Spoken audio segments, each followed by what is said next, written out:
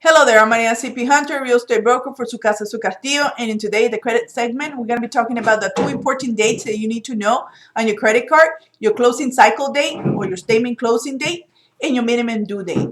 This is very important because most of the phone calls that the people make in general to their credit card company is to ask that question. If I pay them on my minimum date, why are they charging me interest rate? I do not understand, and that is the reason. And in the reason for this, and this only really works if you're gonna pay your credit card in full. If you're gonna put the total amount, what you need to keep in mind, otherwise it won't work. It won't work if you have a balance and you're only gonna pay.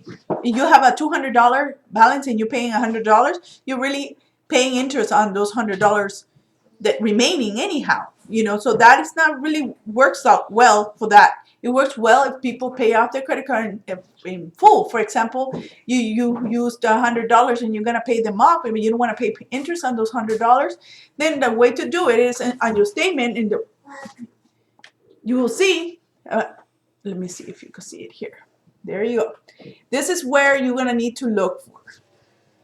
What I'm looking at is actually telling me November 14 to December 13. Those dates in between, that means that from the time that November 14, whatever you purchased, whatever you bought, to all the way to December 13, that's the last time they register your purchase. They're going to cut it off right there, and they're going to send you a paper bill. What you remember is if you get a paper bill, you're too late and you're paying interest. That's usually the case because then they give you 10 more days.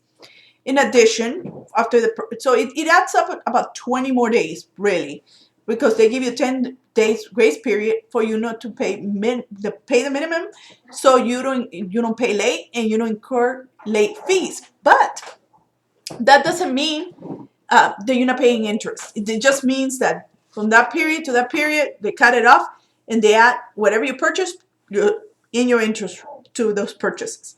If you don't want to pay the interest on those purchases, you pay it in full and you pay it before those dates. So you pick a date, anytime before that date. So the way you know what is your future date will be, then it says here that they cut it off December 13th. So you got everything from December 14th all the way to be conservative, January the 12th or next month, anytime in between.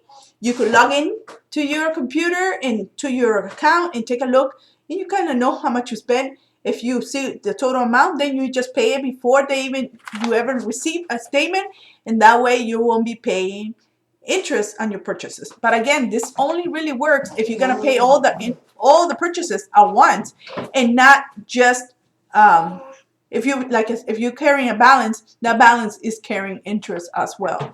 So keep that in mind. I hope this has helped you. Till next time.